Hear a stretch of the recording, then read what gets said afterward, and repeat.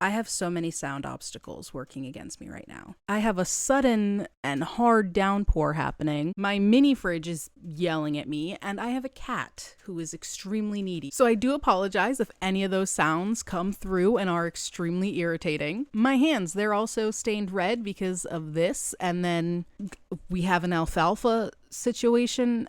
I don't know. Wow, it's really raining. Okay, The Crowded Room. Apple TV Plus's newest show. There has been a lot of hoopla surrounding this show. It's gotten some really harsh reviews. I have my own thoughts on the show personally that of course I will share in a bit. But what I was blown away by, which is, just my own stupidity because they had this plastered everywhere, is that this show is based on a book that's based on real events. And what's even crazier is I watched a documentary, The Monsters Inside, The Many Faces of Billy Milligan, I think it was called. It's on Netflix a while ago, and I did not connect the dots. And that brings me to my next point, which is spoilers. Yes, I will be talking about spoilers. So yeah, if you haven't watched the show and you intend to, probably not the best video to watch. The show is crazy. The true story, even crazier, of course. And to give you the most basic summary of the show, it takes place in Manhattan, summer of 1979. A young man is arrested for a shocking crime, and an unlikely investigator needs to figure out what's going on before the actual criminal strikes again. There's your dollar store summary. This show is dark. It's uncomfortable. It gives me really heavy Dahmer vibes, although that one was a bit worse for me. I couldn't finish that show, and I love Evan Peters. Evan Peters and Tom Holland just happen to be two of my favorite actors. The Crowded Room is really,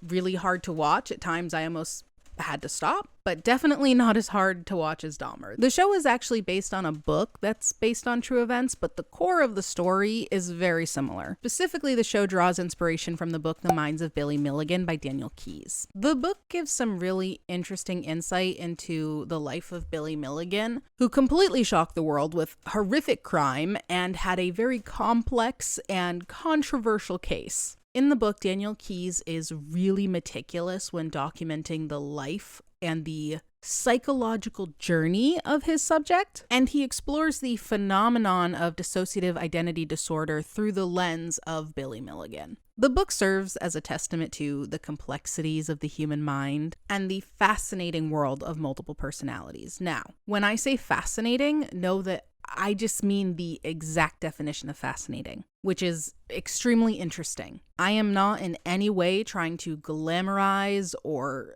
fetishize multiple personalities. Not what I'm trying to do. And on the topic of definitions, I am going to give a definition of DID, dissociative identity disorder, straight from the International Society for the Study of Trauma and Dissociation, which the National Library of Medicine cites as a reputable source. Because I am not a medical professional, obviously, and I am not a part of the DID community, so I don't feel comfortable giving a definition off the dome. I don't mess around when it comes to mental health and mental health misinformation or gross stigmas surrounding mental health, and DID is an incredibly complex disorder. Even for professionals, for people who specialize in it, they are still learning new things every day. So this is extremely complex, and it's important to keep that in mind. That being said, I'm going to read this off.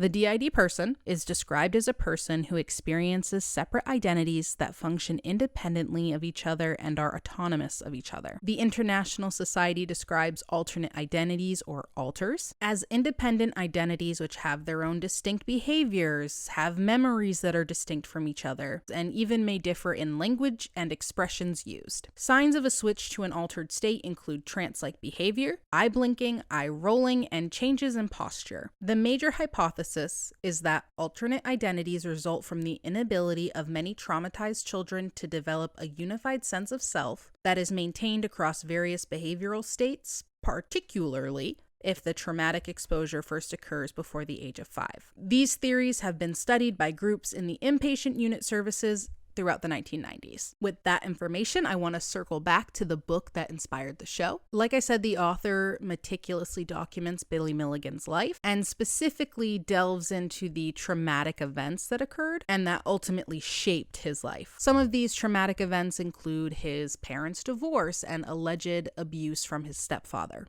These early experiences played a significant role in the development of his dissociative identity disorder. Keyes presents a comprehensive account of Billy Milligan's journey, documenting the numerous alter egos that emerged, each with its own distinct traits, memories, and motivations. He also discusses the psychological and legal implications of these alter egos, exploring their impact on Billy's behavior, his interactions with others, and the crimes he committed.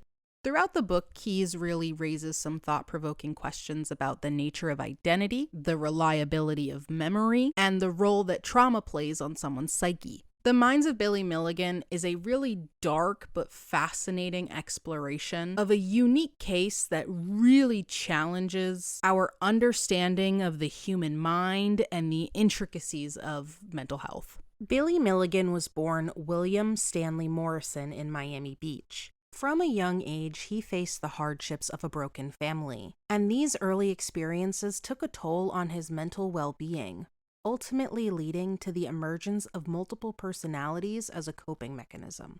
Milligan's life was marred by a series of criminal activities, including armed robbery and sexual assault. He was arrested in 1975 and again in 1977, facing a series of charges related to his violent acts.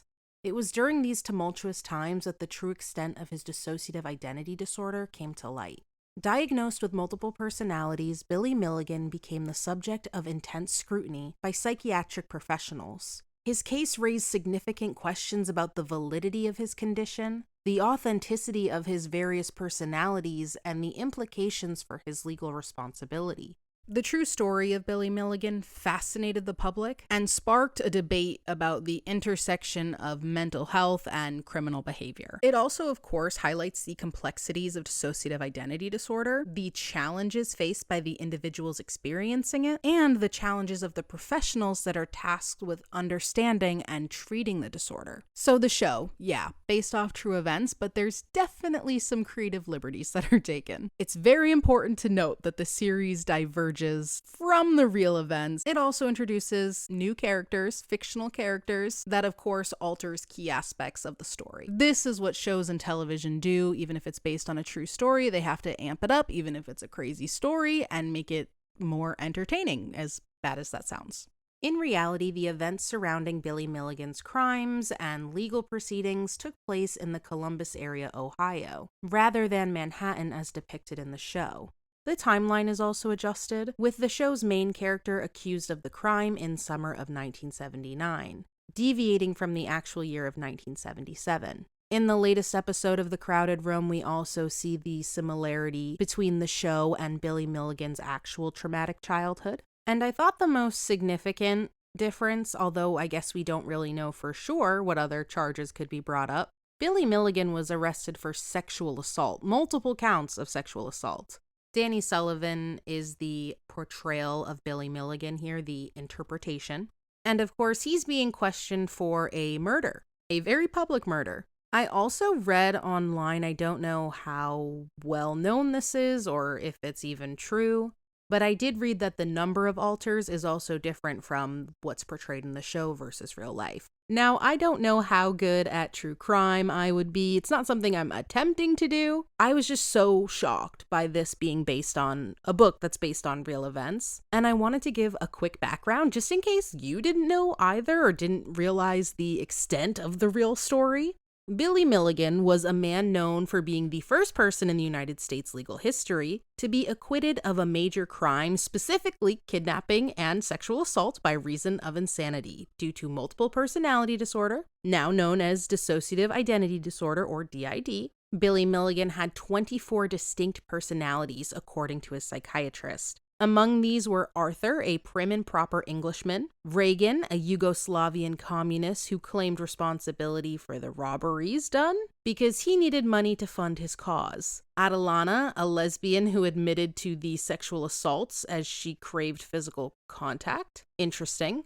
The personalities they called it taking the spot, which meant they were controlling Billy's actions, depending on the circumstances. Each personality was said to have unique skills, talents, and even physical qualities. Some could easily speak English while others were multilingual. Some were left-handed, others right-handed. And some even needed glasses while others did not.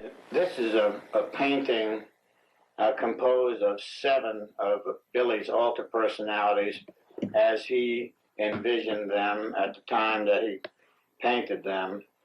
I had originally asked him, sometime before that, to try to paint all 24. He didn't do it, felt very uncomfortable about it, and ultimately decided on this, and he chose these 7.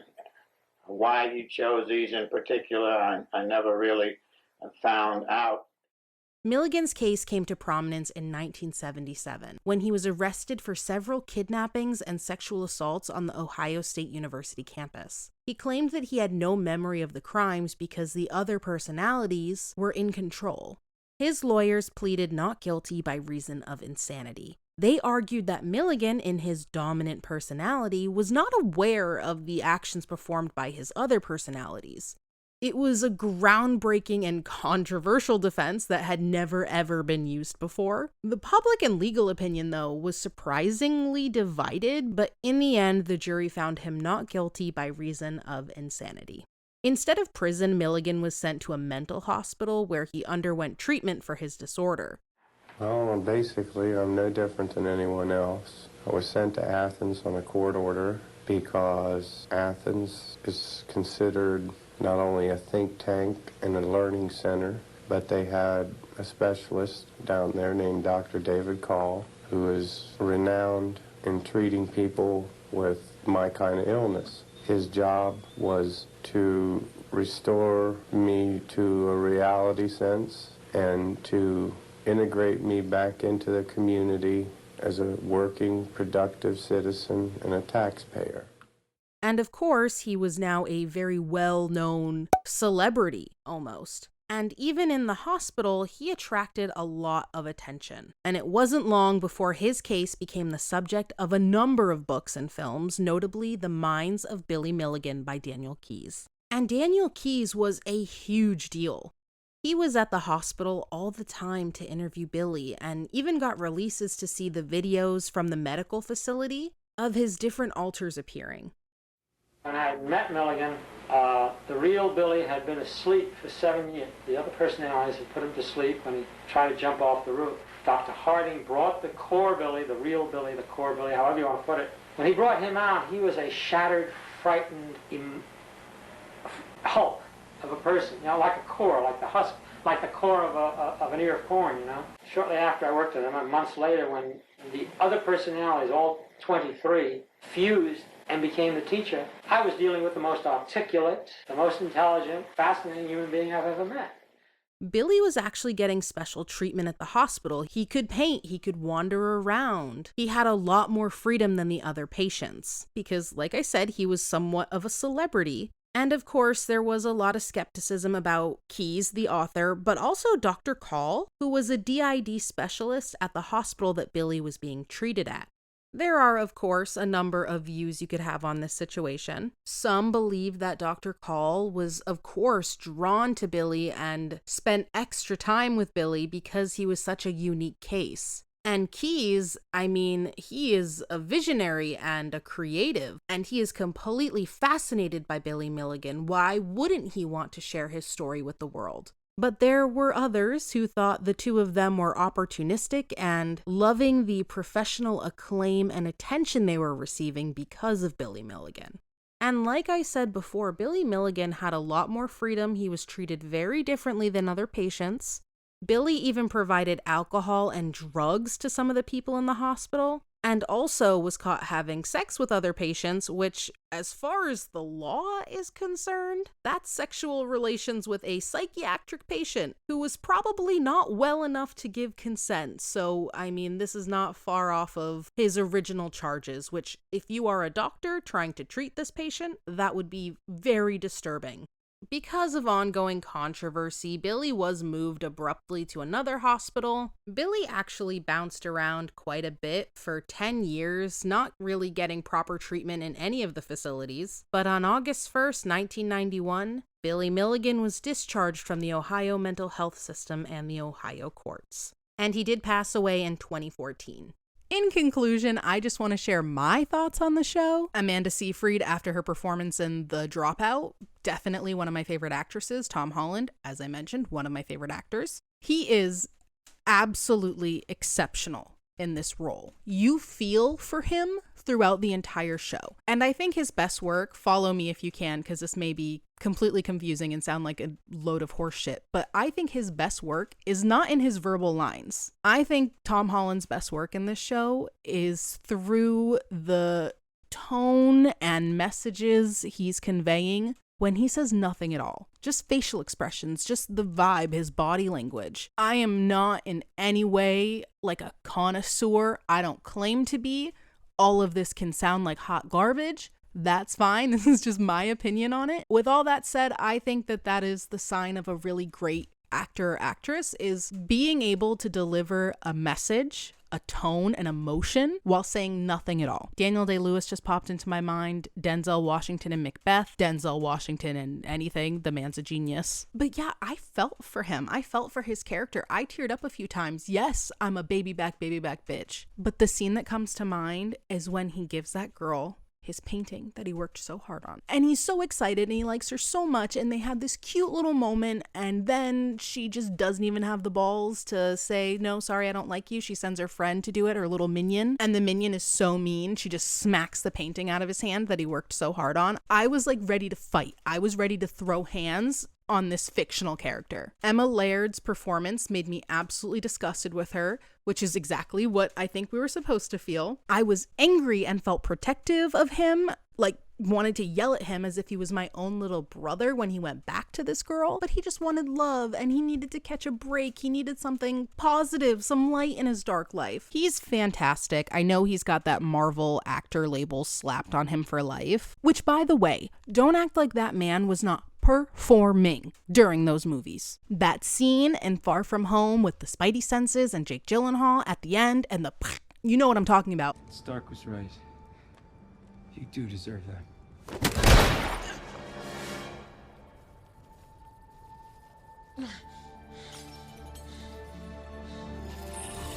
Don't tell me he's not a good actor and that he's just some lame Marvel actor. No. Anyways, I just wanted to ramble about the show, about the backstory, because I thought it was really cool, and I'm really enjoying the show. I don't even know if I clarified why I didn't realize the show and the real events were connected, because the show isn't really clear about how many personalities there are, at least not in the latest episode. It's June 28th. I have not finished watching last Friday's episode. There'll be a new one out by the time this is out, but it's really not clear even what's going on, that it's multiple personalities. I just assumed that he was like falling asleep and like committing murders in his nightmare or something. I don't know. I didn't start catching on that it was a lot of personalities until the British guy. I forget exactly what happened, but he was just some British mysterious guy that knew his dad, and he like stood up to some guy in the bar. Wait, I did finish the latest episode because they introduced Adam in this episode and I completely understood. I was like, well, Adam's not real. So Adam, Ariana, the guy whose house they live in, those ones I definitely think are alters. I don't know how many there are.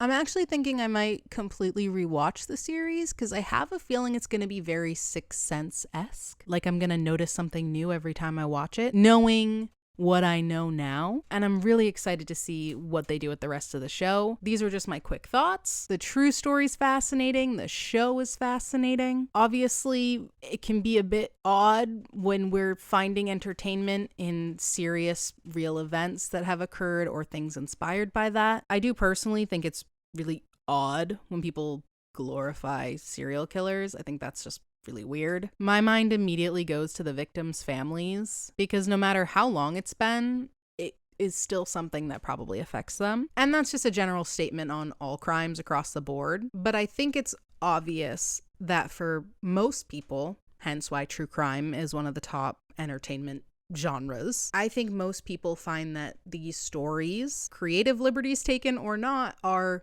just as engrossing as they are disturbing. And I think I'm just going to leave it at that.